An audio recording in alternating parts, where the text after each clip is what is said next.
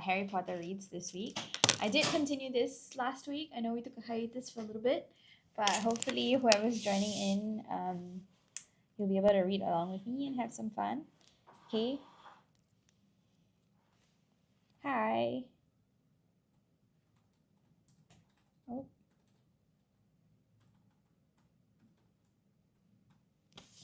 TJ Yaoi, he'll probably be doing a live later on. Not at the moment. Yeah. Thank you for joining. Your name is Warning. Okay, interesting. Interesting. What are you warning us about? I just also wanted to mention, so in the coming June holidays, we have a couple of programs happening throughout the entire month in various centers at WOW. So it ranges from oral programs to even the PSLE, Compo, and Paper 2 crash courses. So if anybody's interested in these things, you can definitely leave a little comment in the chat, or you should be able to see a little pop-up later on with a link, so you can direct your questions there if you have any. Okay, but without further ado, we'll just go on with our read. So you can see on my screen, okay, so we did stop, this was page 76. I do believe this is in chapter 5.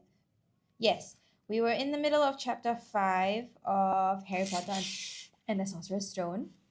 So again, if you like fantasy genre, if you are not super sure that you want to start the series, definitely follow along with me. Okay, every Thursday at like noon, we'll be going through this book. So hopefully everyone's having a nice afternoon.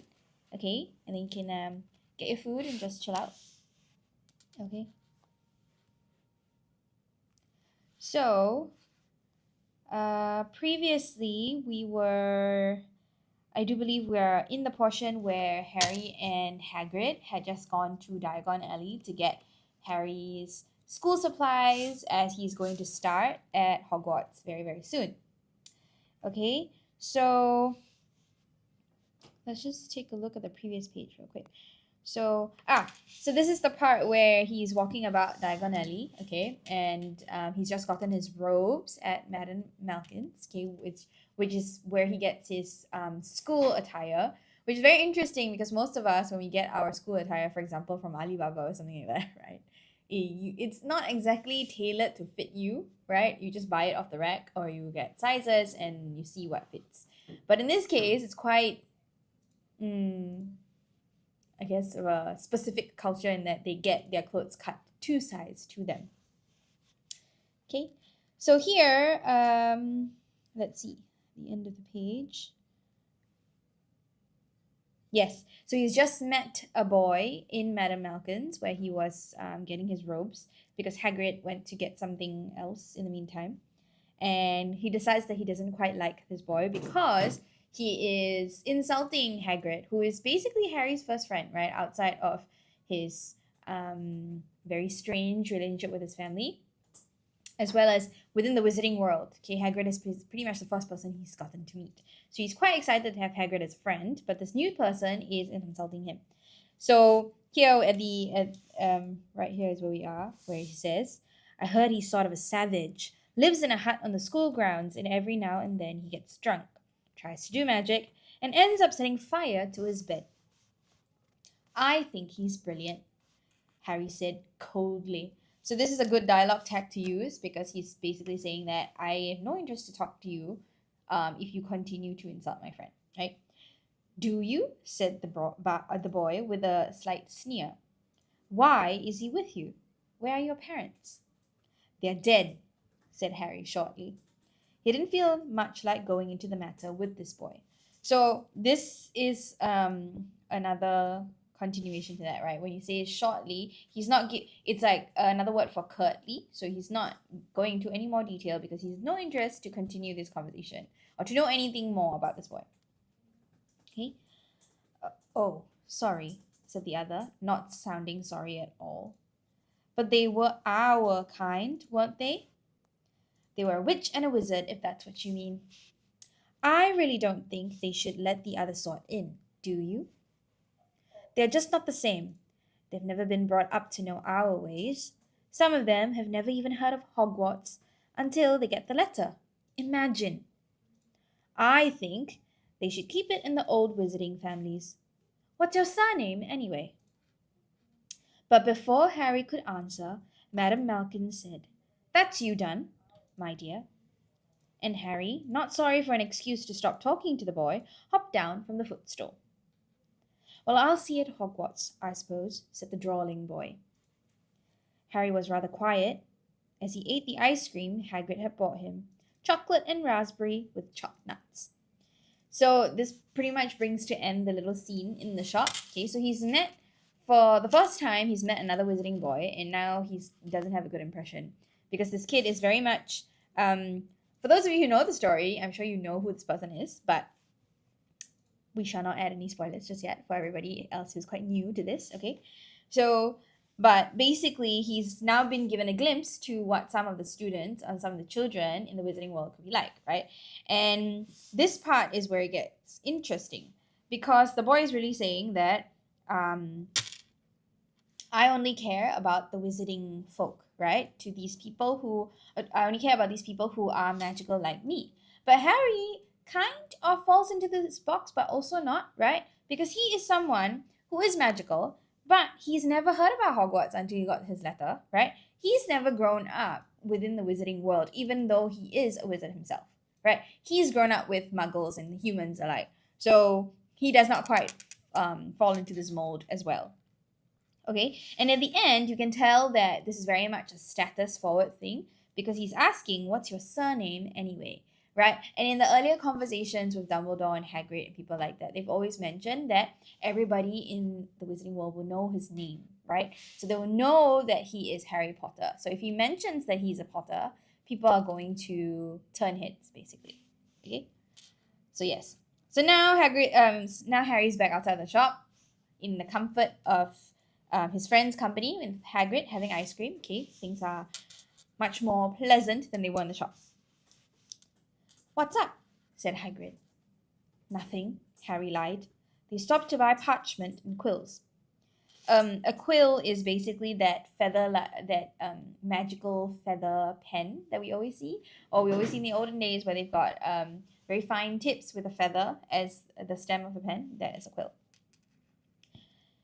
Harry cheered up a bit when he found a bottle of ink that changed colour as he wrote. When they had left the shop, he said, Hagrid, what's Quidditch? Blimey, Harry. I keep forgetting how little you know, not knowing about Quidditch. Don't make me feel worse, said Harry. He told Hagrid about the pale boy in Madame Malkin's. And he said people from Muggle families shouldn't even be allowed in. You're not from a Muggle family. If he'd known who you were, he's grown up knowing your name if his parents are wizarding folk. You saw what everyone in the Leaky Cauldron was like when they saw you. Anyway, what does he know about it? Some of the best I ever saw were the only ones with magic in him in a long line of muggles. Look at your mum. Look at what she had for a sister. So this is another glimpse to how much other people know about his family, but Harry doesn't quite know, right? So he's basically saying that Harry's mum is Muggle-born because his sister, being Aunt Petunia, is a Muggle. Yeah. And then his father, meanwhile, is a wizard, or from a wizarding family. Okay. So what is Quidditch? It's our sport, wizard sport. It's like soccer in the Muggle world. Everyone follows Quidditch, played up in the air on broomsticks, and there's 4 balls. Sort of hard to explain the rules. And what are Slytherin and Hufflepuff? Schoolhouses. There's 4.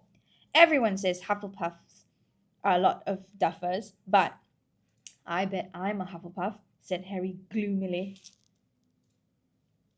So he's not very enthused about being called being a Hufflepuff. Though I stand to as an advocate for Hufflepuffs, being a Hufflepuff myself. So maybe if any of you fall into any one of these houses, you can let us know in the chat. Okay. I know a lot of people who want to be Slytherins. I totally understand it, but Hufflepuffs are where it's at. Okay. Better Hufflepuff than Slytherin, said Hagrid darkly. There's not a single witch or wizard who went bad who wasn't in Slytherin. You know who was one. Vol... Sorry. You know who was at Hogwarts? Years and years ago, said Hagrid. They bought Harry's school books in a shop called Flourish and Blots, where the shelves were stacked to the ceiling with books as large as paving stones bound in leather. Books the size of postage stamps, in covers of silk, books full of peculiar symbols, and a few books with nothing in them at all. Even Dudley, who never read anything, would have been wild to get his hands on some of these. Hagrid almost had to drag Harry away from curses and counter-curses. Bewitch your friends and befuddle your enemies with the latest revenges, hair loss, jelly legs, tongue-tying, and much, much more, by Professor Vindictus Viridian. So now we know a little bit about the kinds of books they have at Flourish and Blots, which are the kind of books that they would use in school. Okay, so it's where he's going to get everything. So notice the kind of descriptions they use. Very interesting things here. So it says, books as large as paving stones bound in leather. So paving stones are the type of you would see on cobble streets, and basically the kind of rocks and things that line the pavement. Okay, so they're usually not very big. They're usually quite big, not the size of a pebble per se. Okay. Hi, Queen of Zuzu. And yes, is this the Philosopher's Stone? Yes, it is. We are on the first book, okay, Harry Potter and the Sorcerer's Stone, or the Philosopher's Stone, whichever edition you've gotten. Okay, we're currently in the middle of chapter 5. Thank you for joining us. Okay, so other things here, it says, books the size of postage stamps in covers of silk. Now, we know postage stamps are not very big. So they have the little kind, and they also have the maybe medium-sized kind that you might see on tracked postage, so not very big. Okay, covers of silk, so we know that they're quite expensive looking. Books full of peculiar symbols, and few books with nothing in them at all. So now we know that that's not maybe the most normal thing, unless you're getting, let's say, exercise books, right? But in this world, in this universe, they tend to use parchment for everything, which is basically loose pieces of paper, or here they will call it a scroll of parchment. So they submit scrolls of composition paper instead of multiple things that we staple. Okay, so they don't use staples. Yes. Okay. I was trying to find out how to curse Dudley. I'm not saying that's not a good idea, but you're not to use magic in the Muggle world except in very special circumstances, said Hagrid. And anyway, you couldn't work any of them curses yet. You'll need a lot more study before you get to that level. Hagrid wouldn't let Harry buy a solid gold cauldron either. It's his pewter on your list. But they got a nice set of scales for weighing potion ingredients and a collapsible brass telescope. Then they visited the apothecary, which was fascinating enough to make up for its horrible smell, a mixture of bad eggs and rotted cabbages. I don't know if you can imagine what the smell of rotting eggs and cabbages could be like, but that's probably terrible, and you wouldn't want to enter the shop otherwise. But the apothecary here, like we mentioned in the previous live, is actually a place where you get ingredients as well as potion mixes, because potions is one of the subjects they take in their school. Okay, so here Harry also, we know, was quite interested in the gold cauldron. Maybe he's someone who likes gaudy things, or being someone who's never had a lot of things for himself growing up. Okay, in this case, now he's got money, he wants to get a gold cauldron. But Hagrid's quite specific, and it says pewter cauldron on your list. So no, we're not spending extra money for no reason. Oh, so he says, sorry, excuse me. Barrels of slimy stuff stood on the floor. Jars of herbs, dried roots, and bright powders lined the walls. Bundles of feathers, strings of fangs, and snarled claws hung from the ceiling. While Hagrid asked the man behind the counter for a supply of some basic potion ingredients for Harry himself examined silver unicorn horns at 21 galleons each, and minuscule, glittery black beetle eyes, 5 knuts a scoop. So these are clearly things you will not see in, let's say, your supermarket, right? Or even your Whole Foods grocer. These are not things that we would find here at all. So they're very specific ingredients and things that we use in whatever magical potion that we've yet to learn about, but will soon enough. Um, Also, very good use of words here. Instead of just saying small black eyes, we say minuscule. Snarled claws hung from the ceiling, strings of fangs. So notice the grouping of words and how J.K. Rowling actually doesn't just list things. She's describing them as she lists them. Right? So bright powders lined the walls, bundles of feathers, strings of fangs. Not just saying there were feathers, fangs, claws on the ceiling. So it gives you a lot of color and variety, so you can actually imagine and immerse yourself in what the background of this shop looks like. Outside the apothecary, Hagrid checked Harry's list again. Just your wand left. Oh yeah, and I still haven't got you a birthday present. Harry felt himself go red. You don't have to. I know I don't have to. Tell you what, I'll get your animal. Not a toad. Toads went out of fashion years ago. You'd be laughed at, and I don't like cats. They make me sneeze. I'll get you an owl. All the kids want owls. They're dead useful, carry a mail and everything. Also, there's something I'm only noticing now as someone who's read this book maybe 10, 15 years ago, okay? Hagrid is known as someone who loves animals. All animals, anything to know about animals, everything and anything you want to know about animals, he knows. So it's quite wild to me that I'm now realizing that he does not like cats. He's not a cat person. He's definitely a dog person, among other things. Okay, we'll learn about other creatures he's very much into later. And he's also talked very fondly about dragons. Okay, he doesn't like cats. Okay, and here, okay, Harry felt himself go red because we know that Harry is someone who doesn't ask for a lot of things, who's never really had things of his own. He's always had hand-me-downs, always from Dudley, right? Things that don't fit, etc. Now today, it's kind of overkill, right? Now he's bought his own books. He has gotten his own clothes that are well fitted to his frame. Okay, and now his very first friend outside of his family is getting him a birthday present. So it's very much the best week of his life, basically. Okay. All the kids want owls. They're dead useful, carry a mail and everything. So we know this, right, from the start of the book as well, where the owls were terrorizing the Dursleys because they wouldn't let Harry open his letter, right? So now Harry's about to get his first pet, as well as present. Okay. So 20 minutes later, they left Aesop's Owl Emporium, where he had been dark and full of rustling and flickering, jewel-bright eyes. Harry now carried a large cage that held a beautiful snowy owl, fast asleep with a head under her wing. He couldn't stop stammering his thanks, sounding just like Professor Quirrell. Don't mention it, said Hagrid gruffly. Don't expect you've had a lot of presents from them Dursleys. Just Ollivanders left now. Only place for wands, Ollivanders. And yeah, gotta have the best wand. So two things, right? So now he's got a little snowy owl, okay, and she's very cutely tucking her head into her wing while she sleeps, okay? And Harry is so over the moon about this, okay? Over the moon, also good expression used. Very over the moon about this because he's so happy. He's so grateful, okay?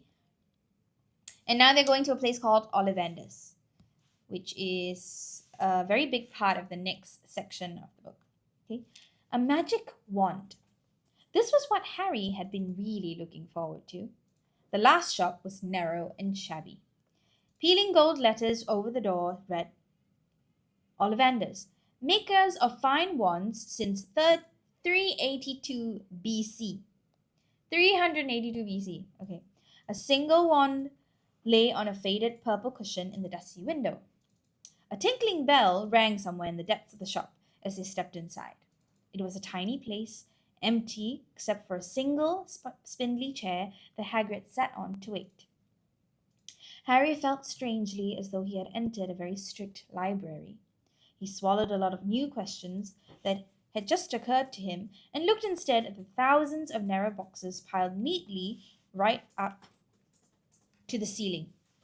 Okay, now before we get there, This is another thing that I wanted to add. So this is very good for transitioning between scenes, right? So previously, we had been at the Owl Emporium. Before that, we were at Flourish and Blots, right? And she doesn't just mention that, okay, next we went to the Owl Emporium. Next, we went here. No, she introduces the place by saying that through conversation.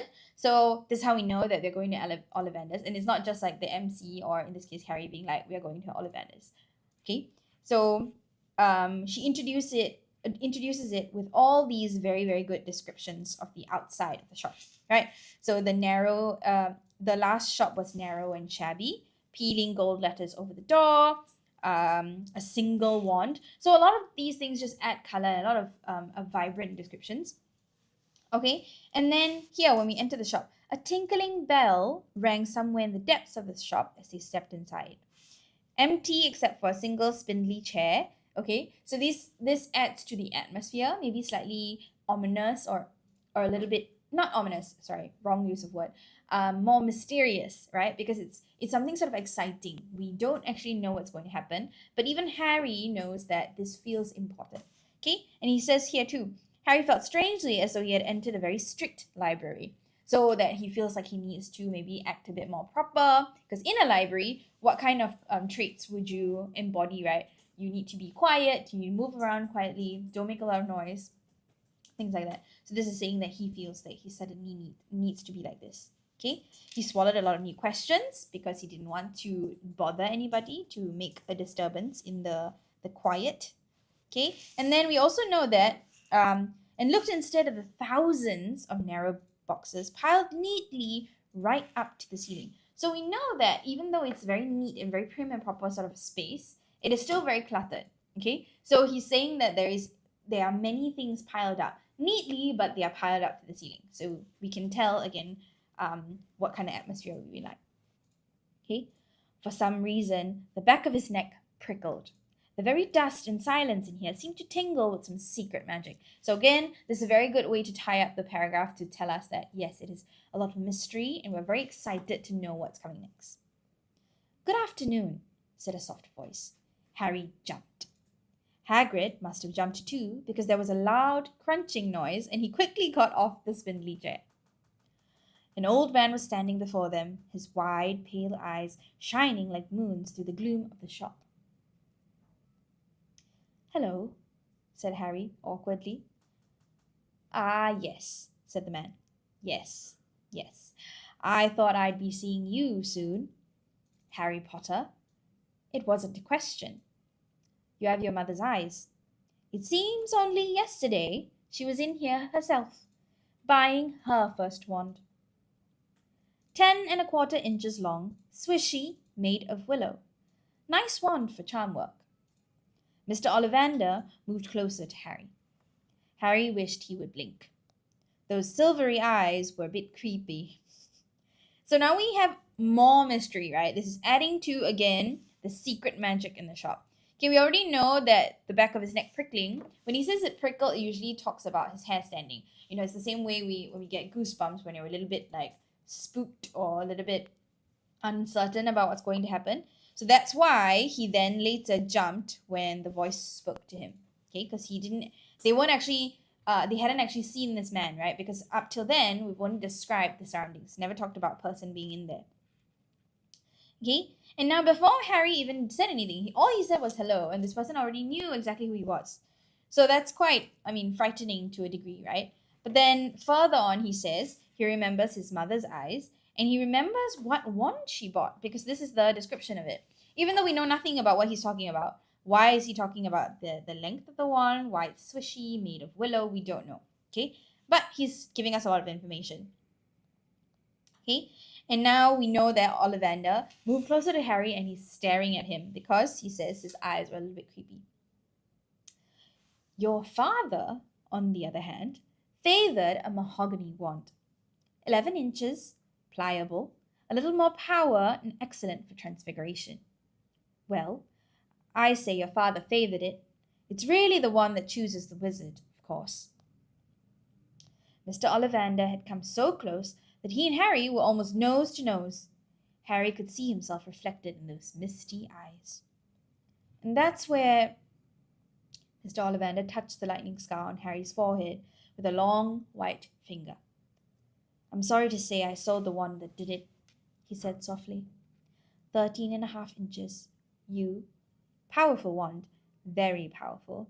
And in the wrong hands, well, if I'd known what that wand was going out into the world to do. He shook his head. And then, to Harry's relief, spotted Hagrid. Rubeus! Rubeus Hagrid! How nice to see you again. Oak! 16 inches, rather bendy, wasn't it? It was, sir, yes, said Hagrid. So again, now we know that this person, this new character that's been introduced, Mr. Ollivander, it's got a bit of a quirky character, right? He immediately, once you say hello, he goes up to you, he says, I remember the one that you bought here, and I'm going to list it exactly, and you are going to be impressed. And we all are, right? He also mentions the wand that Harry's parents used, which is really nice in this case for Harry to know, because Harry, again, really does not know a lot about his parents at all. He's been in the dark a lot of the time. So all these information would actually, you can imagine that would make him feel some type of way. Okay. So he also mentioned a lot of words that we don't know. So transfiguration, what does that mean? Okay. Very specific to Harry Potter itself. We'll find out about it later. Okay. Pliable. Pliable is a good word to use to describe something that is kind of bendy and can be malleable. So something that can be molded easily in the way that you want it. Yeah, so let me just malleable, moldable. Okay. He come close to that, and Harry was almost yes. And now this person has come so close to him, so it's nose to nose, literally nose to nose. So he's observing him really, really closely, right? And we know that Harry has a unique characteristic, which is little lightning scar on his forehead.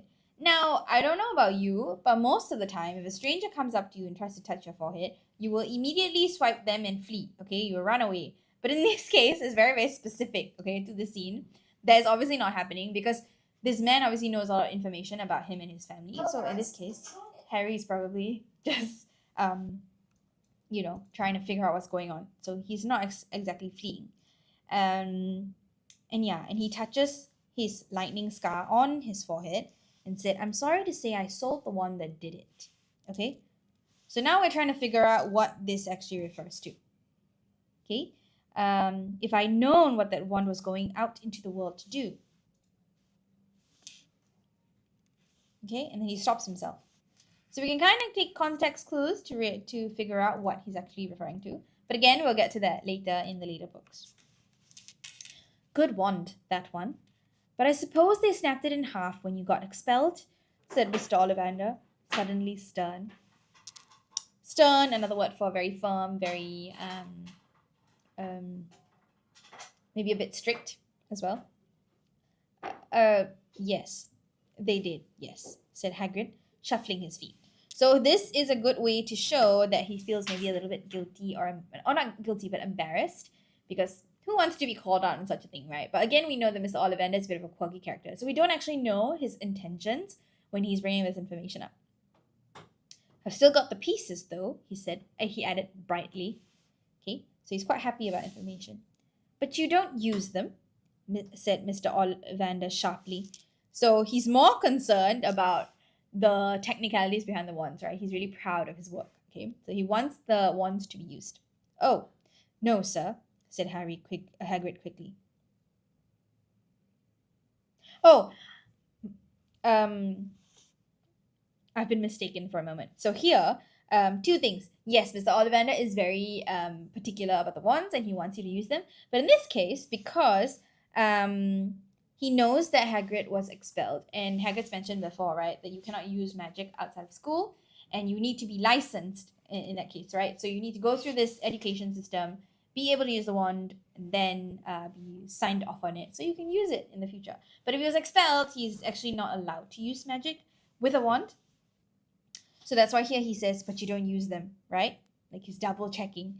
He said, Mr. Ollivander, sharply. Oh, no, sir, said Hagrid quickly. Harry noticed he gripped his pink umbrella very tightly as he spoke, Because we know earlier in this book that Hagrid did use magic, right? But with the umbrella. And he specifically told Harry not to tell anybody about it. Because Dumbledore gave it to him. And so it's very hush-hush. It's actually quite illegal. Said Mr. Ollivander, giving Hagrid a piercing look. So it's a very knowing look and in not a very nice way. He's like, I know you're lying to me, but we're not going to talk about it. Well, now, Mr. Potter, let me see. He pulled a long tape measure with silver markings out of his pocket. Which is your wand arm? Well, I'm right-handed, said Harry. Hold out your arm. That's it. He measured Harry from shoulder to finger, then wrist to elbow, shoulder to floor, knee to armpit, and round his head. So very, very specific, considering a wand is something you hold with your hand, right? Typically, as a muggle, we assume that it's being held like this. So why would all those things matter? Only Mr. Ollivander knows, okay?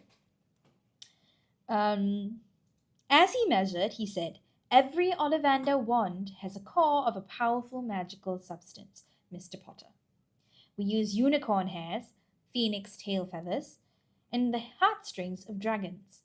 No two Ollivander wands are the same, just as no two unicorns, dragons, or phoenixes are quite the same. And of course, you will never get such good results with another wizard's wand. So apparently, so now we know that wands are used with these things, okay, as a core, whatever that means. We'll find out later, okay? So unicorn hairs, phoenix tail feathers, and the heartstrings of dragons. Harry suddenly realized the tape measure, which was measuring between his nostrils, was doing this on its own. Mr. Ollivander was flitting around the shelves, taking down boxes. So flitting, a good word to use there. He was moving around really quickly and with the lightness of step. Okay. That will do, he said, and the tape measure crumpled into a heap on the floor. Right then, Mr. Potter, try this one. Beechwood and dragon heartstring, 9 inches. Nice and flexible. Just take it and give it a wave. Harry took the wand and, feeling quite foolish, waved it around a bit. But Mr. Ollivander snatched it out of his hand almost at once. Maple and phoenix feather, 7 inches. Quite whippy. Try. So before we move on, whippy means probably that it's a bit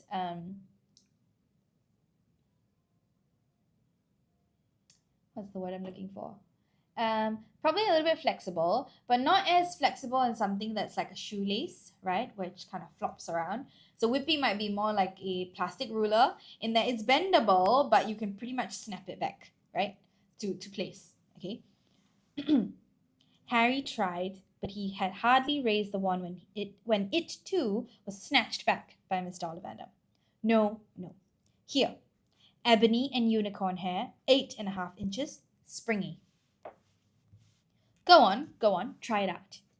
Harry tried and tried. He had no idea what Mr. Ollivander was waiting for. The pile of tried wands was mounting higher and higher on the spindly chair. But the more wands Mr. Ollivander pulled from the shelves, the happier he seemed to become. Tricky customer, eh? Not to worry. We'll find the perfect match here somewhere. I wonder. Now, yes, why not? Unusual combination. Holly and phoenix feather, 11 inches, nice and supple. Harry took the wand. He felt a sudden warmth in his fingers.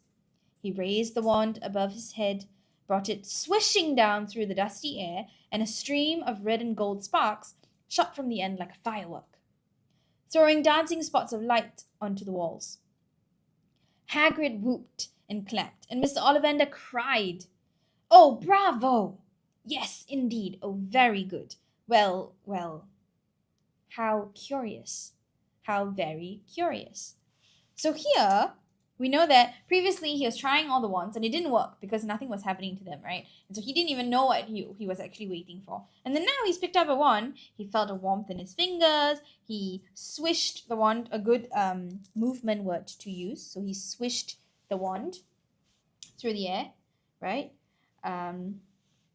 And now, red and gold sparks shot from the end like a firework. Okay, so using this imagery is really good. He put Harry's wand back into its box and wrapped it in brown paper, still muttering, "Curious, curious." "Sorry," said Harry, "but what's curious?" Mr. Ollivander fixed Harry with his pale stare. "I remember every wand I've ever sold, Mr. Potter. Every single wand. It so happens that the phoenix whose tail feather is in your wand gave another feather. Just one other. It is very curious indeed that you should be destined for this wand when its brother gave you that scar." Harry swallowed. So this is him realizing that this is quite a grand turn of events. Okay. Yes, 13.5 inches. You. Curious indeed how these things happen. The one chooses the wizard, remember. I think we must expect great things from you, Mr. Potter. After all, he who must not be named did great things. Terrible, yes, but great. Harry shivered. He wasn't sure he liked Mr. Ollivander too much. He paid 7 gold galleons for his wand, and Mr. Ollivander bowed them from his shop. Okay, so now we've come to the end of this little scene. So he's gotten all the things that he needed to. Okay, and now he also realized that in this process of getting his wands, okay, not only did he get a wand, but he got a wand that is identical, that has the same core as the one that gave him the lightning scar. And that's why we talked about he who must not be named, because now Harry knows that he's a lot more connected to Voldemort than he thought. And all the more, Mr. Ollivander has been very forthcoming with a lot of information so far, right? Learning about his parents' wants, things like that. But now he's learning about information that he's not sure he wants to know anymore. Okay. Oh, sorry, I didn't see your question. Mian Bao, hi. So, are you going to finish the series today? Not quite. Okay, there's not a lot of time for all of that, but we will try to get through to maybe like a middle of chapter 6. We do go through, I would say, about one chapter per per episode with me. So we'll continue through the year. Okay. Again, if you guys have any book recommendations, or not recommendations, books that you want to see maybe in the future, I wouldn't mind taking any recommendations or suggestions if you have them. Okay, just let us know in the chat. Again, thank you so much for spending your Thursday after the rather gloomy Thursday afternoon with me. Okay, hopefully you're getting your lunch and chilling out. Okay, if you like audiobooks, this is pretty much the same thing, I suppose.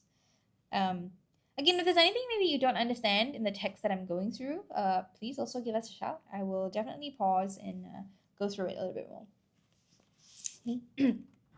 The late afternoon sun hung low in the sky as Harry and Hagrid made their way back down Diagon Alley, back through the wall, back through the leaky cauldron, now empty. Harry didn't speak at all as they walked down the road. He didn't even notice how much people were gawking at them on the underground, laden as they were with all their funny-shaped packages, with the snowy owl asleep in its cage on Harry's lap.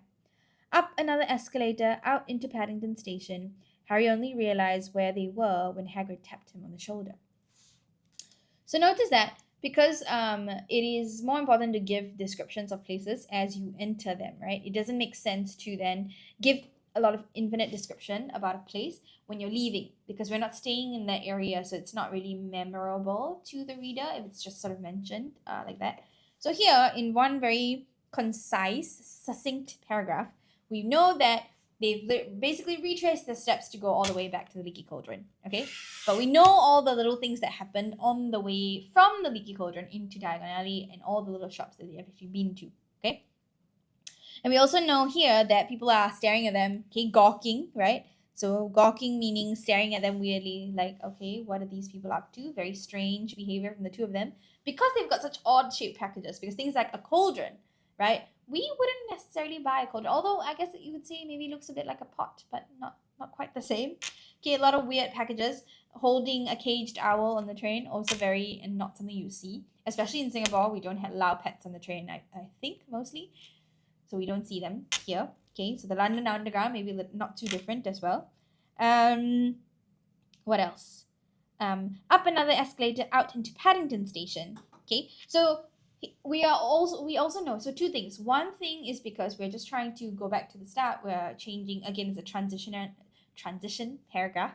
Okay, but number two, it's also because we know that Harry isn't very excited, maybe, or maybe it's been a long day, but we can actually tell here that he wasn't very focused on their journey back. So it says Harry only realized where they were when Hagrid tapped him on the shoulder.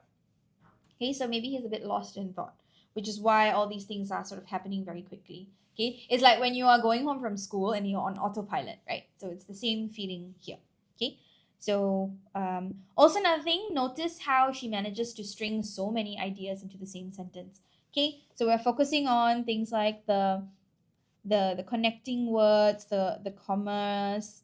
Okay, and then we end the um,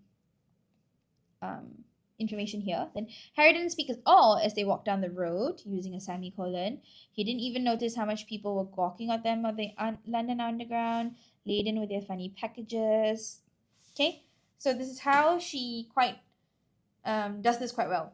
Okay, adding all these information without making it unreadable, because always a lot of the time when your sentence structure is too much, okay, too many ideas in the same sentence, it impedes your ability to your clarity of speech. Okay, people get maybe a bit bogged down with too much information at once.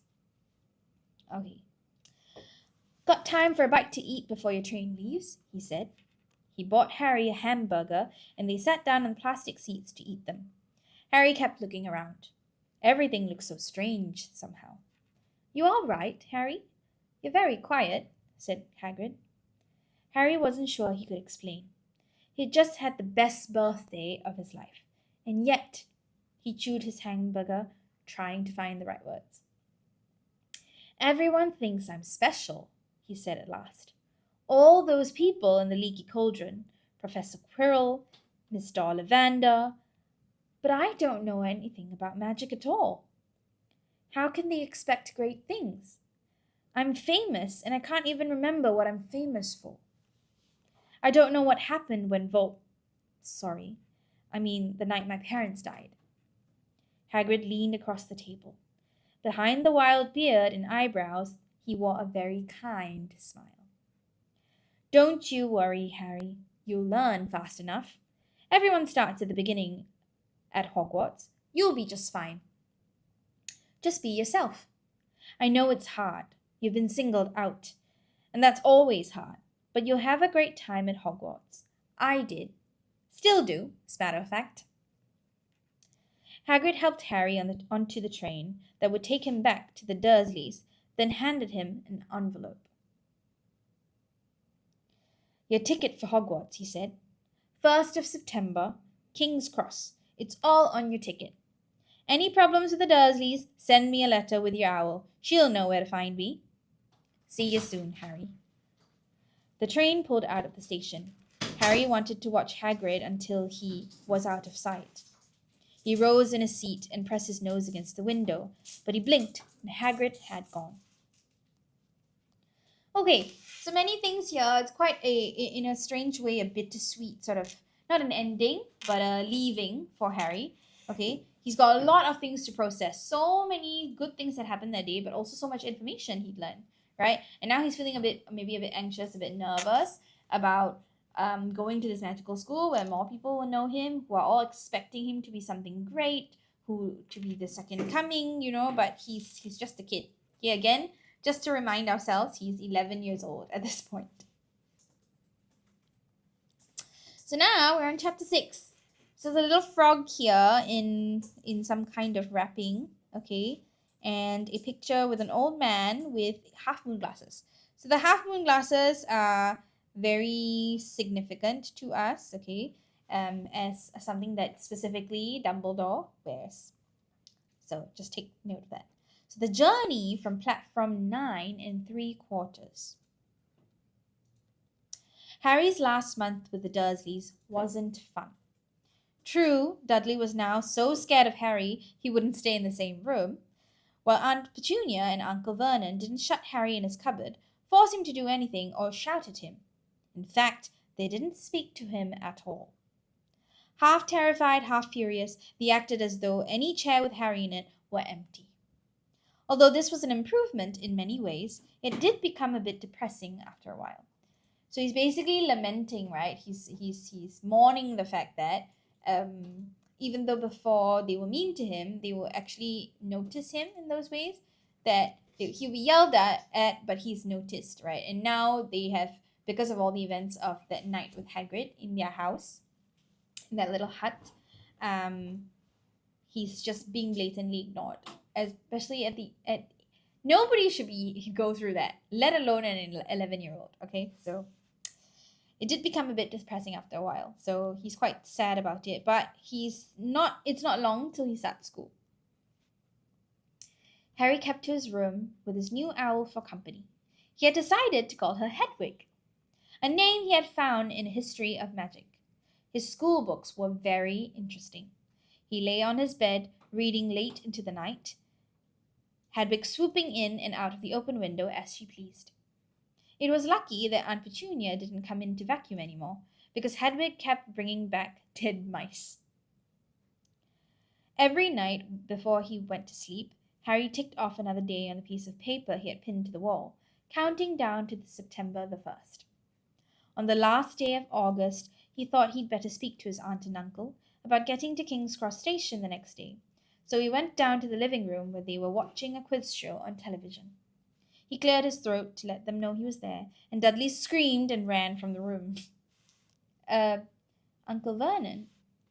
Uncle Vernon grunted to show he was listening. I need to be at King's Cross tomorrow to go to Hogwarts. Uncle Vernon grunted again. Would it be all right if you gave me a lift? Grunt. Harry supposed that meant yes. Thank you. He was about to go back upstairs when Uncle Vernon actually spoke. Funny way to get to a wizard school, the train.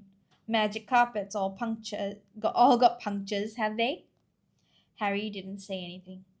Where is the school, anyway? I don't know, said Harry, realizing this for the first time. He pulled the ticket Hagrid had given him out of his pocket. I just take the train from platform 9 3/4 at 11 o'clock, he said. His aunt and uncle stared. Platform what? 9 3/4.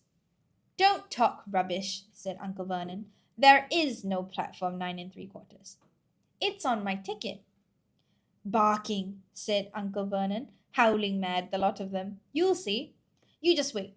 All right, we'll take you to King's Cross. We're going up to London tomorrow anyway. Or I wouldn't bother. Why are you going to London? Harry asked, trying to keep things friendly. So notice that even before, Harry actually wasn't someone who would start conversations with them. But now to this point, because they have this hostility at home, that nobody's talking to each other at all, that Harry would rather actually have that conversation with them. Because even though it's really nice to have Hedwig, his little pet in his room, Hedwig's not someone who can have a conversation with him, right? So it's quite different. Also here, when he says barking, it's because it's from the expression barking mad, which is why he says howling mad afterwards, as to emphasize. Barking mad, the lot of them, meaning he thinks they are all crazy, like the wizards and witches. Okay, also because even here, right, we know platform A and B, platform 1 and 2, there is no platform 3.5 or 9 3/4. So that's quite specific to this magical world. Taking Dudley to the hospital, growled Uncle Vernon. Got to have that ruddy tail removed before he goes to smell things. Harry woke at 5 o'clock the next morning and was too excited and nervous to go back to sleep. Also, sorry, before we continue, which means actually this little charm thing that Hagrid had done, this little hex on Dudley, gave him a tail for the entire month, which then explains why everybody's still afraid of him, because the magic actually hasn't worn off, and they're all still angry at Harry, and especially Dudley is really scared of him. Harry woke at 5 o'clock the next morning and was too excited and nervous to go back to sleep. He got up and pulled on his jeans because he didn't want to walk into the station in his wizard's robes. He'd change on the train. He checked his Hogwarts list yet again to make sure he had everything he needed, saw that Hedwig was shut safely in a cage, and then paced the room, waiting for the Dursleys to get out. 2 hours later, Harry's huge, heavy trunk had been loaded into the Dursleys' car. Aunt Petunia had talked Dudley into sitting next to Harry, and they had set off.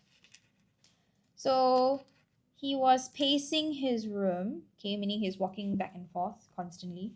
Then 2 hours later, they got in the car, and Aunt Petunia had to basically calm Dudley down and be like, just one car ride. It's the last car ride you have to do with him. Don't worry about it. They reached King's Cross Station at 10:30. Uncle Vernon dumped Harry's trunk onto a cart and wheeled it into the station for him. Harry thought this was strangely kind until Uncle Vernon stopped dead, facing the platforms with a nasty grin on his face. Well, there you are, boy. Platform 9, platform 10. Your platform should be somewhere in the middle, but they don't seem to have built it yet, do they? He was quite right, of course. There was a big plastic number 9 over one platform and a big plastic number 10 over the one next to it. And in the middle, nothing at all.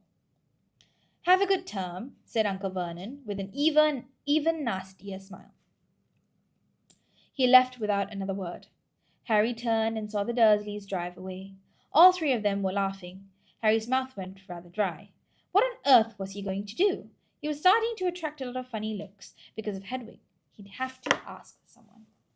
So now we already know that the Dursleys are not very nice people, but this kind of takes the cake for me because again, he's 11 years old and they have brought him there to let him go to school or whatever not. And we know that now that they brought him there happily because they wanted him to see that, oh, maybe this platform actually doesn't exist and you are being tricked. Okay? And now, whether or not he is tricked, they don't care. And they've left him at the platform and have gone home. Okay, so he's at this train station with no means to get back to the house if he needed to. Okay, if this was all a scam, a ruse, right? But they've abandoned him there basically. Okay, he stopped a passing guard, but didn't dare mention platform 9 3/4. The guard had never heard of Hogwarts, and when Harry couldn't even tell him what part of the country it was in, he started to get annoyed, as though Harry was being stupid on purpose. Getting desperate, Harry asked for the train that left at 11 o'clock. But the guard said there wasn't one. In the end, the guard strode away, muttering about time wasters. Harry was now trying hard not to panic. According to the large clock over the arrivals board, he had 10 minutes left to get onto the train to Hogwarts, and he had no idea how to do it. He was stranded in the middle of a station, with a trunk he could hardly lift, a pocket full of wizard money, and a large owl. Hagrid must have forgotten to tell him something you had to do, like tapping the third brick on the left to get into Diagon Alley. He wondered if he should get out his wand and start tapping the ticket inspector's stand between platforms 9 and 10. Sorry. At that moment, a group of people passed just behind him, and he caught a few words of what they were saying. Packed with muggles, of course. Harry swung around. The speaker was a plump woman who was talking to 4 boys, all with flaming red hair. Each of them was pushing a trunk like Harry's in front of him, and they had an owl. Heart hammering, Harry pushed his cart after them. They stopped, and so did he, just near enough to hear what they were saying. Now, what's the platform number? Said the boy's mother. 9 3/4, piped the small girl, also red-headed, who was holding her hand. Mum, can't I go? You're not old enough, Ginny. Now be quiet. All right, Percy, you go first. What looked like the oldest boy marched towards platforms 9 and 10. Harry watched, careful not to blink in case he missed it, but just as the boy reached the dividing barrier between the 2 platforms, so the barrier looks something like this.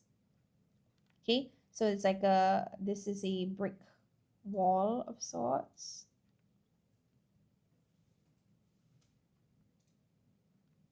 Okay, and then this is platform 10, and this is platform 9.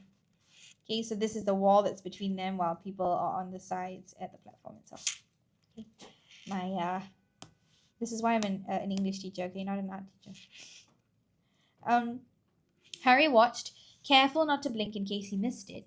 But just as the boy reached the dividing barrier between the 2 platforms, A large crowd of tourists came swarming in front of him, and by the time the last backpack had cleared away, the boy had vanished. So this is suggesting that Harry is a little bit not super close to them, close enough to listen to their conversation, but maybe like across the room from them, right? So there is enough corridor space that maybe people have walked past him and have obscured his direct line of sight. Fred, you next, the plump woman said. I'm not Fred, I'm George, said the boy. Honestly, woman, you call yourself our mother. Can't you tell I'm George? Sorry, George, dear. Only joking. I'm Fred, said the boy, and off he went. His twin called after him to hurry up, and he must have done so, because a second later he had gone. But how had he done it? Now the third brother was walking briskly toward the barrier. He was almost there, and then quite suddenly he wasn't anywhere. There was nothing else for it. Excuse me, Harry said to the plump woman. Hello, dear, she said. First time at Hogwarts? Ron's new too. She pointed at the last and youngest of her sons. He was tall, thin, and gangling, with freckles, big hands and feet, and a long nose. Yes, said Harry. The thing is, I don't know how to get into the platform, she said kindly, and Harry nodded. Not to worry, she said. All you have to do is walk straight to the barrier between platforms 9 and 10. Don't stop, and don't be scared you'll crash into it. That's very important. Best to do it in a bit of a run if you're nervous. Go on, go now before run. Okay, said Harry. He pushed his trolley around and stared at the barrier. It looked very solid. He started to walk toward it. People jostled him on their way to platforms 9 and 10. Harry walked more quickly. He was going to smash right into that barrier, and then he'd be in trouble. Leaning forward onto his cart, he broke into a heavy run. The barrier was coming nearer and nearer. He wouldn't be able to stop. The cart was out of control. He was a foot away. He closed his eyes, ready for the crash. It didn't come. He kept on running. He opened his eyes. A scarlet steam engine was waiting next to a platform packed with people. A sign overhead said, Hogwarts Express, 11 o'clock. Harry looked behind him and saw a wrought iron archway where the barrier had been, with the words, Platform 9 3/4 on it. He had done it. So, quite a few things. So, we actually met some new characters, okay? So, we saw this woman, okay, and who was mentioning certain words that most non-magic humans wouldn't know, right? Like muggles. And so Harry, quick thinking, being like, wait, they're probably going exactly where I'm going, so I'm going to follow them. Now he followed them, he tried to watch from a distance, tried to make sense of what was going on, but he didn't understand. So he approached her and he said, hey, sorry, I don't know what you guys are doing, but I need to get there as well. And the lady very kindly said, oh, my son's it's also his first year, so I'll tell you exactly how you need to go about it. She didn't question who he was, nothing like that. It could also be because he's carrying that trunk, the same one that everybody else is carrying, as well as having Hedwig in his hand. So she probably knows that, yes, this boy is also going to the same place. He's not trying to be funny. I'll help him. Okay. We also learned about something very cute about the twins. So it says, we know that Fred and George, these set of twins, are quite playful. Okay, they try to trick their mother, but she doesn't even flinch. She doesn't scold them about it. She's just like, this is normal behavior. Okay, so what else? Yes, and then we have a lot of information here about how he is worried about following her instructions because he doesn't know if they're actually real. But at the same time, he's very sure, he really thinks that he's going to crash into that wall, right? If nothing actually happens. But it doesn't, okay? So he comes out the other side, just like in Diagon Alley when they had tapped the bricks and it moved and shifted and gave him an archway and he walked through. So same thing here. But it's in a very interesting and entertaining way. They've explained, J.K. Rowling has actually explained this. So people jostled him on their way to the platform. He was going to smash right into it. Then he'd be in trouble. The barrier was coming nearer and nearer. He wouldn't be able to stop. The cart was out of control. So these are mentioning all the things that he's stressing out about in that moment. But he committed to it and he ran, right? And he made it to the other side. Smoke from the engine drifted over the heads of the chattering crowd, while cats of every color wound here and there between their legs. Owls hooted to one another in a disgruntled sort of way over the babble and the scraping of heavy trunks. So the babble is talking about the almost constant hum of chatter in the background, and the scraping of heavy trunks is, the noise the luggage makes as we are dragging it around, right? The first few carriages were already packed with students, some hanging out of the window to talk to their families, some fighting over seats. Harry pushed his cart off down the platform in search of an empty seat. He passed a round faced boy who was saying, "Gran, I've lost my toad again." "Oh, Neville," he heard the old woman sigh. A boy with dreadlocks was surrounded by a small crowd. "Give us a look, Lee. Go on." The boy lifted the lid of a box in his arms, and the people around him shrieked and yelled as something inside poked out a long, hairy leg. Harry pressed on through the crowd until he found an empty compartment near the end of the train. He put Hedwig inside first, and then started to shove and heave his trunk toward the train door. He tried to lift it up the steps, but could hardly raise one end, and twice he dropped it painfully on his foot. "Want a hand?" It was one of the red-haired twins he'd followed through the barrier. "Yes, please," Harry panted. "Oi, Fred! Come here and help." With the twins' help, Harry's trunk was at last tucked away in a corner of the compartment. "Thanks, Harry," said Harry, pushing his sweaty hair out of his eyes. "What's that?" said one of the twins suddenly, pointing at Harry's lightning scar. "Blimey," said the other twin. "Are you—" "He is," said the first twin. "Aren't you?" He added to Harry. "What?" said Harry. So they didn't even let him finish speaking. "Harry Potter," chorused the twins. "Oh, him," said Harry. Yes, I am." The two boys gawked at him, and Harry felt himself turning red. Then, to his relief, a voice came floating in through the train's open door. "Fred? George? Are you there?" "Coming, Mum." With a last look at Harry, the twins hopped off the train. Harry sat down next to the window where half hidden, he could watch the Red Hat family on the platform and hear what they were saying. Their mother had just taken out her handkerchief. "Ron, you've got something on your nose." The youngest boy tried to jerk out of the way, but she grabbed him and began rubbing the end of his nose. "Mom, get off," he wriggled free. "Ah, has Ickle Ronnie got something on his nosy?" said one of the twins. "Shut up," said Ron. "Where's Percy?" said their mother. "He's coming now." The oldest boy came striding into sight. He had already changed into his billowing black Hogwarts robes, and Harry noticed a shiny red and gold badge on his chest with the letter P on it. So notice that they use the word billowing to describe the robes, because when a robe is, in this case, when they're talking about robe, it's like a cloak, so something that's heavy fabric, usually down all the way to the floor. So, and it has a lot of room, and as they walk, it will move, let's say if there's wind and things like that, right? So if they're moving really quickly, it billows in like a cloud. So typically in WoW, a lot of our compositions have the word billow to describe smoke. So this is also a good description. You can use billow to describe this sort of fabric that is moving in this way.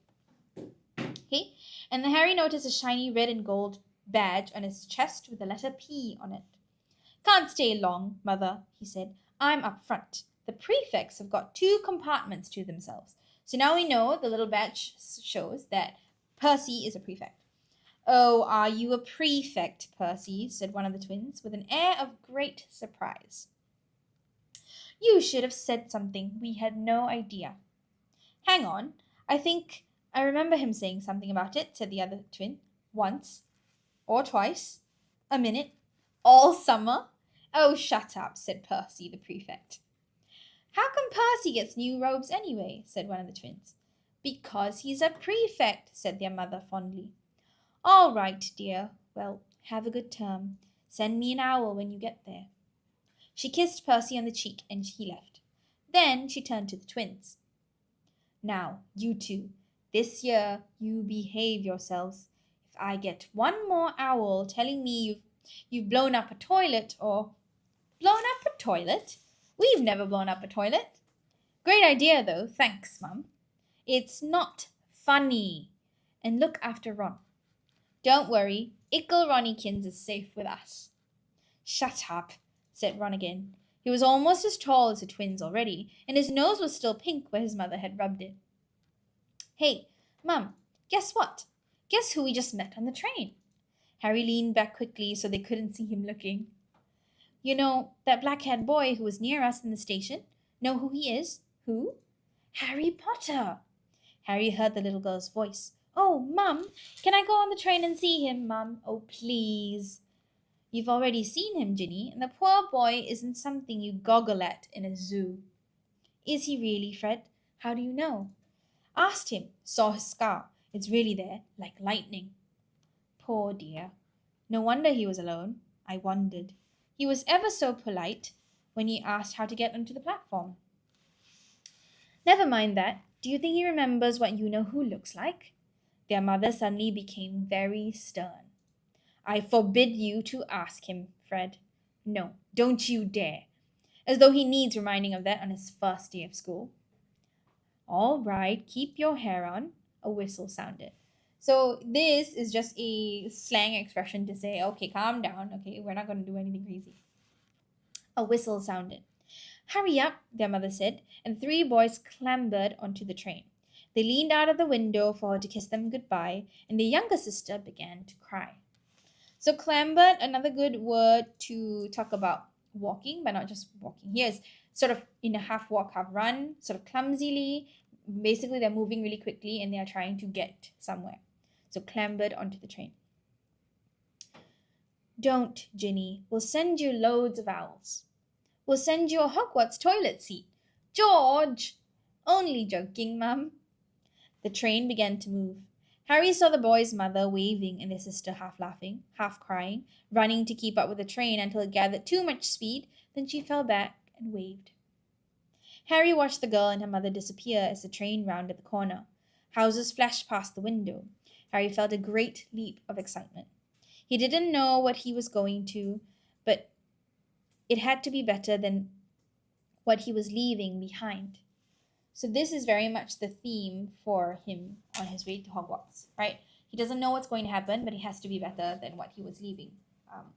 Better than being with the Dursleys up till then. Also, notice that we pretty much, this is the most amount of dialogue we've had in the book for a while, actually. It's basically like 2.5 pages almost of dialogue. But notice that all the dialogue they've given us are from new characters, so we can actually see what their relationship is like. So just from the dialogue alone, we know that the twins, Fred and George, very playful. Okay, they've gotten complaints from school before, so the mom has actually gotten letters about their conduct, so she's worried about it. 2, we know that Ginny is the youngest, so she's not going to Hogwarts, and she's quite sad to see them go, so she probably has quite a very close relationship with the brothers, especially because the brother even says, right, here, don't, Ginny, we'll send you loads of owls. So, as in, they'll send her letters, right? So they are quite close.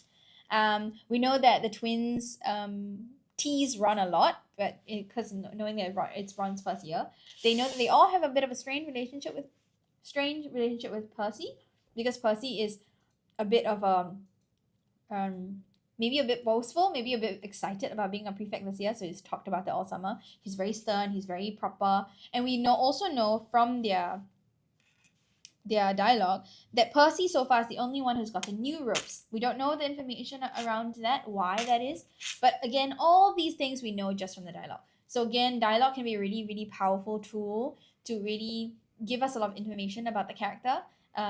Characterization, talking about what kind of personality they have. So the dialogue is not just filler speech, okay? It's actually given us information, and that's why it is useful here.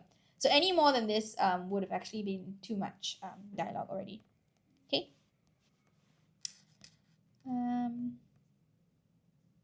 Yeah. So the door of the compartment slid open, and the youngest red-headed boy came in. Anyone sitting there? He asked, pointing at the seat opposite Harry. Everywhere else is full. Harry shook his head and the boy sat down. He glanced at Harry and then quickly looked out of the window, pretending he hadn't looked. Harry saw he still had a black mark on his nose. Hey, Ron, the twins were back. Listen, we're going down the middle of the train. Lee Jordan's got a giant tarantula down there. Right, mumbled Ron. Harry, said the other twin, did we introduce ourselves? Fred and George Weasley. And this is Ron, our brother. See you later, then. Bye, said Harry and Ron. The twins let the compartment door shut behind them. Are you really Harry Potter? Ron blurted out. Harry nodded. Oh, well, I thought it might be one of Fred and George's jokes, said Ron. And have you really got... You know, Harry... He pointed at Harry's forehead. Harry pulled back his bangs to show the lightning scar. Ron stared. So that's where you know who... Yes, said Harry, but I can't remember it. Nothing? Said Ron eagerly. Well, I remember a lot of green light, but nothing else. Wow, said Ron. He sat and stared at Harry for a few moments. Then, as though he had suddenly realized what he was doing, he looked quickly out of the window again. So notice that literally maybe 5 minutes prior, the mom said, don't talk to him about this. Don't you dare ask. And the first thing that Ron did after sitting down was to ask him about it. So he probably realized here that, oh no, I wasn't supposed to do this. Are all your family wizards? Asked Harry, who found Ron just as interesting as Ron found him. Yes, I think so, said Ron. I think Mum's got a second cousin who's an accountant, but we never talk about him. So you must know loads of magic already. The Weasleys were clearly one of those old wizarding families the pale boy in Diagon Alley had talked about. I heard you went to live with Muggles, said Ron. What are they like? Horrible. Well, not all of them. My aunt and uncle and cousin are, though. Wish I'd had 3 wizard brothers. 5, said Ron. For some reason, he was looking gloomy. I'm the 6th in our family to go to Hogwarts. You could say I've got a lot to live up to. Bill and Charlie have already left. Bill was head boy, and Charlie was captain of Quidditch. Now Percy is a prefect. Fred and George mess around a lot, but they still get really good marks, and everyone thinks they're really funny. Everyone expects me to do as well as the others, but if I do, it's no big deal, because they did it first. You never get anything new, either, with 5 brothers. I've got Bill's old robes, Charlie's old one, and Percy's old rat. Ron reached inside his jacket and pulled out a fat grey rat, which was asleep. His name's Scabbers, and he's useless. He hardly ever wakes up. Percy got an owl from my dad for being made a prefect. They couldn't. I got Scabbers instead. Ron's ears went pink. He seemed to think he'd said too much because he went back to staring out of the window. So here, he was actually, if you can guess what he was going to say, he was actually going to say afford. Okay? Because they bought Percy his new robes, right? And we know that Ron is someone who gets all these hand-me-downs, okay? It's likely that they couldn't afford to get him a pet of his own. So they gave him Percy's old pet. Okay? And he's very embarrassed about this, evidently. Harry didn't think there was anything wrong with not being able to afford an owl. After all, he'd never had any money in his life until a month ago. And he told Ron so, all about having to wear Dudley's old clothes and never getting proper birthday presents. This seemed to cheer Ron up. And until Hagrid told me, I didn't know anything about being a wizard, or about my parents, or Voldemort. Ron gasped. What? Said Harry. You said, you know whose name, said Ron, sounding both shocked and impressed. I'd have thought you, of all people. I'm not trying to be brave or anything, saying the name, said Harry.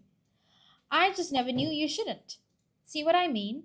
I've got loads to learn, I bet, he added, voicing for the first time something that had been worrying him a lot lately. I bet I'm the worst in the class. You won't be.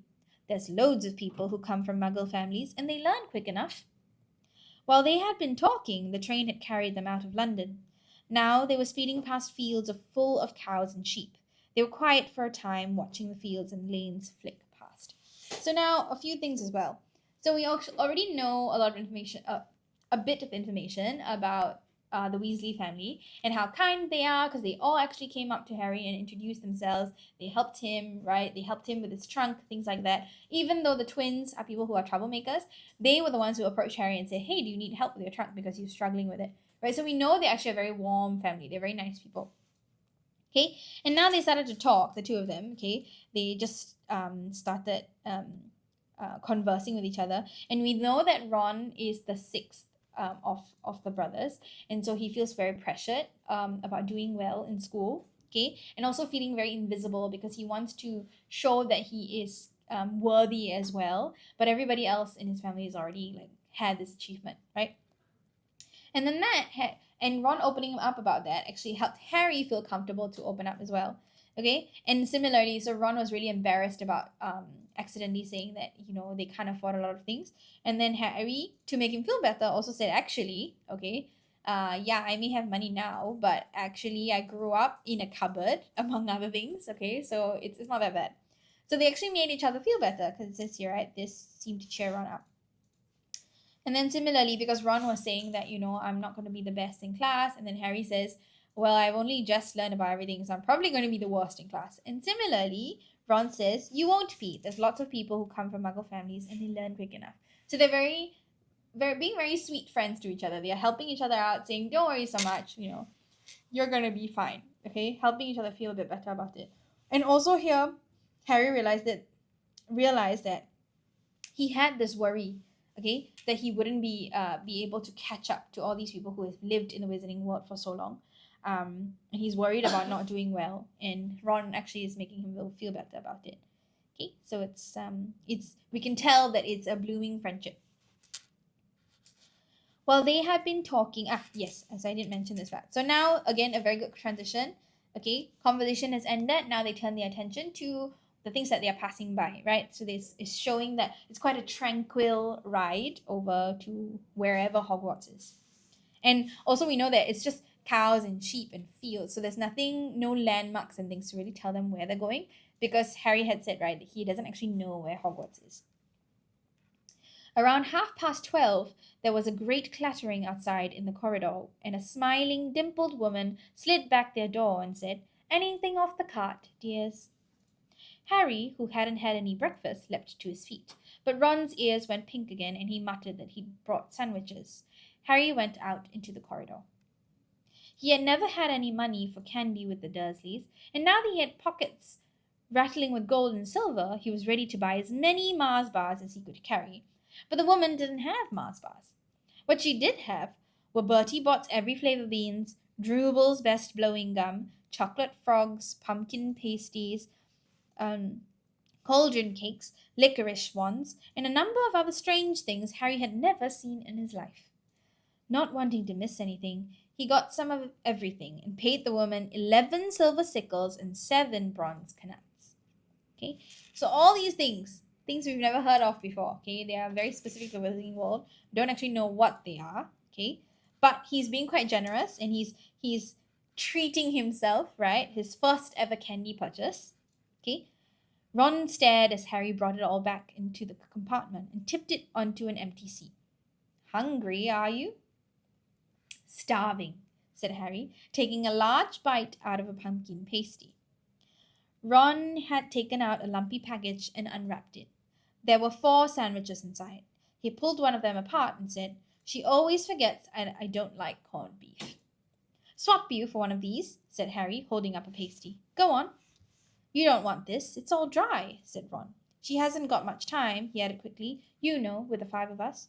Go on, have a pasty, said Harry, who had never had anything to share before or, indeed, anyone to share it with.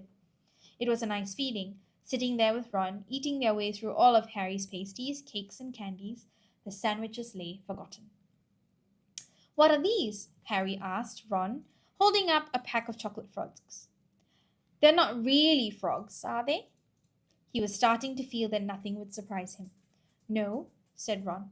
But see what that card is. I'm missing Agrippa. What? Oh, of course, you wouldn't know. Chocolate frogs have cards inside them, to collect. Famous witches and wizards. I've got about 500, but I haven't got Agrippa or Ptolemy. Still don't know who they are, but apparently they are a famous witch or wizard. Harry unwrapped his chocolate frog and picked up the card. It showed a man's face. He wore half-moon glasses, had a long, crooked nose, and flowing silver hair, beard, and moustache. Underneath the picture was the name Albus Dumbledore. So this is Albus Dumbledore? Said Harry. Don't tell me you've never heard of Dumbledore, said Ron. Can I have a frog? I might get Agrippa. Thanks. Harry turned over his card and read, Albus Dumbledore, currently headmaster of Hogwarts. Considered by many the greatest wizard of modern times, Dumbledore is particularly famous for his defeat of the Dark Wizard Grindelwald in 1945, for the discovery of the 12 uses of dragon's blood, and his work on alchemy with his partner, Nicholas Flamel. Professor Dumbledore enjoys chamber music and 10-pin bowling. So now we know what the illustration at the very start of the chapter was, right? The little frog in a wrapping, and then the little card that I said with the half-moon glasses that we know is Dumbledore. Harry turned the card back over and saw, to his astonishment, that Dumbledore's face had disappeared. He's gone! Well, you can't expect him to hang around all day, said Ron. He'll be back. No, I've got Morgana again, and I've got about 6 of her. Do you want it? You can start collecting. Ron's eyes strayed to the pile of chocolate frogs waiting to be unwrapped. Help yourself, said Harry. But in, the Muggle world, people just stay put in photos. Do they? What? They don't move at all? Ron sounded amazed. Weird. Harry stared as Dumbledore sidled back into the picture on his card and gave him a small smile. Ron was more interested in eating the frogs than looking at the famous witches and wizards cards, but Harry couldn't keep his eyes off of them. Soon he had not only Dumbledore and Morgana, but Hengist of Woodcroft, Alberic Grunion, Circe, Paracelsus, and Merlin. He finally tore his eyes away from the druidess Cleodna, who was scratching her nose to open a bag of Bertie Bott's every flavor beans. So we know now there's actually a lot of these characters we don't know much about, but apparently they're all very famous. And Harry is very, very interested in these because they're so different from human things, right? None of the things that we have move by themselves. Those are, maybe we call them GIFs on the phone, but not on a physical card, right? Versus Ron just wants to eat the chocolate frog. It's also very cute here where he says, well, you can't expect them to hang around all day because we expect our pictures to be there when we come back, right? If it's in a physical photo frame, it's going to stay there.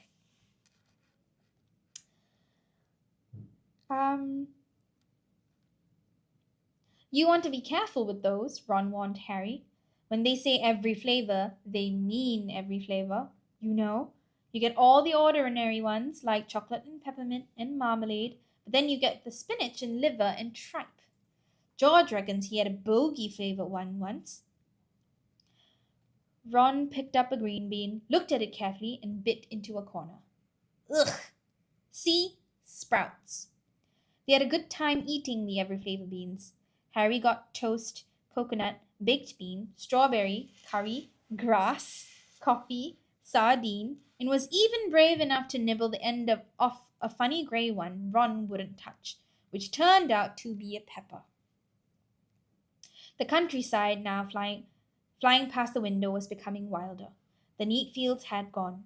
Now there were woods, twisting rivers, and dark green hills.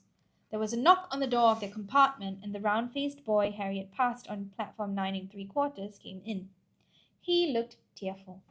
Sorry, he said, but have you seen a toad at all?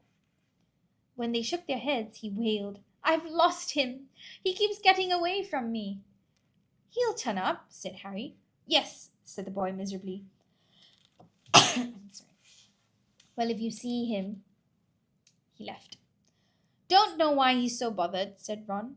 If I'd brought a toad and I'd lose it as quick as I could. Mind you, I brought Scabbers, so I can't talk. The rat was still snoozing on Ron's lap. He might have died and you wouldn't know the difference, said Ron in disgust. I tried to turn him yellow yesterday to make him more interesting, but the spell didn't work. I'll show you, look. He rummaged around in his trunk and pulled out a very battered-looking wand. It was chipped in all in the places, and something white was glinting at the end. Unicorn hairs nearly poking out. Anyway, so we know that not Harry, sorry, Ron actually uses a hand-me-down wand as well. Okay, we've also known this character Neville has come back into the picture. I think it's quite a nice little touch because we actually will see this character later on. So this is adding to the characters that we're seeing. We also see the very many candy pieces that they both had between them. Okay, so they've actually eaten quite a bit. We're still a couple of pages to the end, but it is getting to 1:30 almost, so I think I will stop here for the day. Yeah, so hopefully those of you who have been joining us so far have enjoyed Harry Potter with me. Again, if you have other recommendations or suggestions that you of books that you want to see, you could probably just let us know. There's also a June holiday program coming up. Okay, the month of June entirely we have PSLE programs, K Compo and Paper 2. We also have oral programs, so if anybody's interested in that, please let us know. Okay, through all the channels. On TikTok as well, you can send us a message. There's also the links in the bio, so just yeah, reach out wherever. So oh yes, as you can see on the screen, so there is a link there, so please let us know. Okay, thank you so much for joining me today. I hope you all have a nice lunch. I will see you next week. Bye.